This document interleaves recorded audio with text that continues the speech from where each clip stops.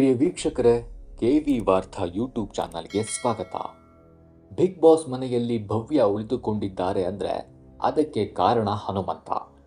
Big boss ಮನೆಯಲ್ಲಿ ಮೋಕ್ಷಿತಾ ಫಿನಾಲೆಗೆ ತಲುಪಿದ್ದಾರೆ ಅಂದರೆ ಅದಕ್ಕೂ ಕಾರಣ ಹನುಮಂತ. ಅದೇ ರೀತಿ ಇಲ್ಲಿಯ ತನಕ ಬಿಗ್ ಬಾಸ್ ಮನೆಯಲ್ಲಿ ಧನರಾಜ್ ಇದ್ರು ಅಂದರೆ ಅದಕ್ಕೂ ಕೂಡ ಹನುಮಂತನೇ ಕಾರಣ ಅಂದರೆ ನಿಜಕ್ಕೂ ಅದು ಅತಿಶಯೋಕ್ತಿ ಆಗೋದಿಲ್ಲ.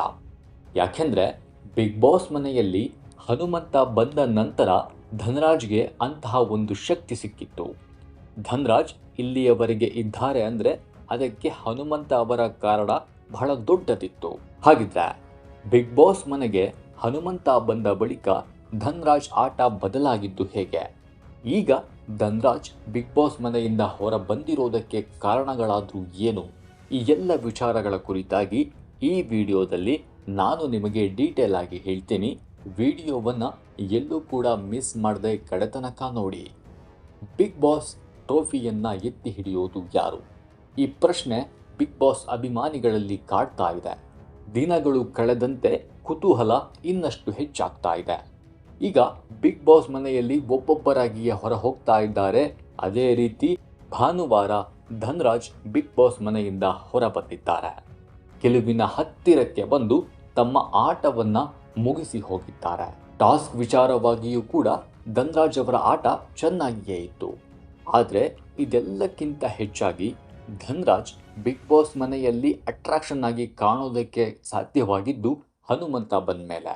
ಹೌದು, ಹನುಮಂತ ವೈಲ್ಡ್ ಕಾರ್ಡ್ ಎಂಟ್ರಿ ಮೂಲಕ ಬಿಗ್ ಬಾಸ್ ಮನೆಗೆ ಎಂಟ್ರಿ ಕೊಡ್ತಾರೆ. ಹನುಮಂತ ಬಂದ ಹನುಮಂತನಿಗೆ ಕೂಡಲೇ ಅಟ್ಯಾಚ್ ಆಗಿದ್ದು ಅಂದರೆ ಅದು ಧನರಾಜ್. ಹನುಮಂತ ಕೂಡ ಧನರಾಜ್ ಅವರ ಮುಗ್ಧ ಹಾಗೆಯೇ ಪ್ರಾಮಾಣಿಕವಾದಂತಹ ಸ್ನೇಹವನ್ನು ಒಪ್ಪಿಕೊಂಡ್ರು. ಅವರು ಕೂಡ ಧನರಾಜ್ ಜೊತೆಗೆ ಸ್ನೇಹವನ್ನು ಬೆಳೆಸಿದ್ರು.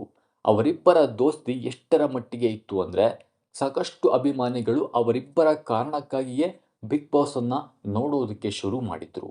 ಇದು ಎಲ್ಲೋ ಒಂದು ಕಡೆ ಧನರಾಜ್ಗೆ ಪ್ಲಸ್ ಆಗ್ತಾ ಹೋಯಿತು. ಅದೇ ಹನುಮಂತ ಒಂದು ವೇಳೆ ಬಿಗ್ ಬಾಸ್ ಮನೆಗೆ ಬರದೇ ಹೋಗಿದ್ರೆ ಧನರಾಜ್ನ ಸ್ಥಿತಿ ಏನಾಗ್ತಾ ಇತ್ತು ಅಂತ ಒಮ್ಮೆ ಯೋಚಿಸಿ. ಆರಂಭದಲ್ಲಿ ಧನರಾಜ್ ಭವ್ಯ ಜೊತೆಗೆ ಹೆಚ್ಚಿನ ಸಮಯವನ್ನು ಕಳೀತಾ ಇದ್ರು. ತಂಗಿ ಜಿಂಕೆ ಅಂತ ರೇಗಿಸ್ತಾ ಆಕೆಯೊಟ್ಟಿಗೆ ಹೆಚ್ಚಾಗಿ ಇರ್ತಾ ಇದ್ರು. ಆದರೆ ಭವ್ಯ ಹಾಗೇನೆ ತ್ರಿವಿಕ್ರಮ್ ನಡುವೆ ಒಂದು ಸ್ನೇಹ ಬೆಳೆದ ನಂತರ ಧನರಾಜ್ ಅಲ್ಲಿ ನಿಧಾನವಾಗಿ ದೂರ ಆಗೋದಕ್ಕೆ ಶುರುವಾಗಿದ್ರು. ಧನರಾಜ್ಗೆ ಒಬ್ಬಟ್ಟಿ ಭಾವನೆ ಅಲ್ಲಿ ಕಾಡ್ತಾ ಇತ್ತು. ಇದೇ ಟೈಮ್ಗೆ ಸರಿಯಾಗಿ ತನ್ನ ಮನಸ್ಥಿತಿಗೆ ಸರಿಹೊಂದುವಂತಹ ಹನುಮಂತ ಬಂದಿದ್ದು ಧನರಾಜ್ಗೆ ದೊಡ್ಡ ಶಕ್ತಿಯ ಸಿಕ್ಕಂತಾಯಿತು. ಧನರಾಜ್ ಬಿಗ್ ಬಾಸ್ ಮನೆಯಲ್ಲಿ ಮಾಡಿರುವಂತಹ ಯಾವುದೇ ಕಾಮಿಡಿ ಸನ್ನಿವೇಶಗಳನ್ನು ನೀವು ಗಮನಿಸಿ ಅಥವಾ ಜ್ಞಾಪಿಸಿಕೊಳ್ಳಿ, ಅಲ್ಲಿ ಹನುಮಂತನ ಪಾತ್ರ ಇದ್ದೇ ಇರುತ್ತೆ.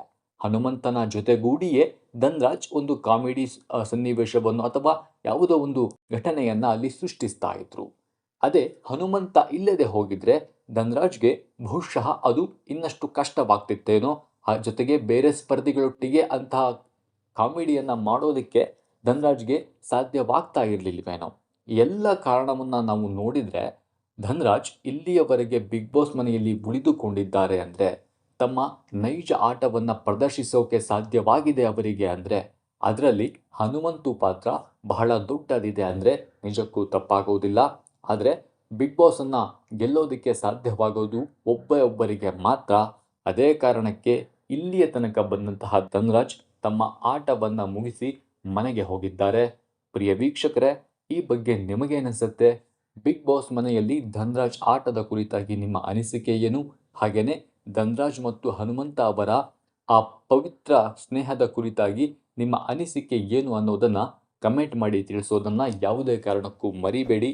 ನೀವಿನ್ನೂ ಕೂಡ ಕೆವಿ ವಾರ್ತಾ ಯೂಟ್ಯೂಬ್ ಚಾನಲ್ಗೆ ಸಬ್ಸ್ಕ್ರೈಬ್ ಆಗಿಲ್ಲ ಅಂದರೆ ಈ ಕೂಡಲೇ ಸಬ್ಸ್ಕ್ರೈಬ್ ಆಗಿ. ಈ ವಿಡಿಯೋ ಇಷ್ಟ ಆಗಿದ್ದರೆ ಲೈಕ್ ಮಾಡಿ, ಶೇರ್ ಮಾಡಿ. ನಮಸ್ಕಾರ.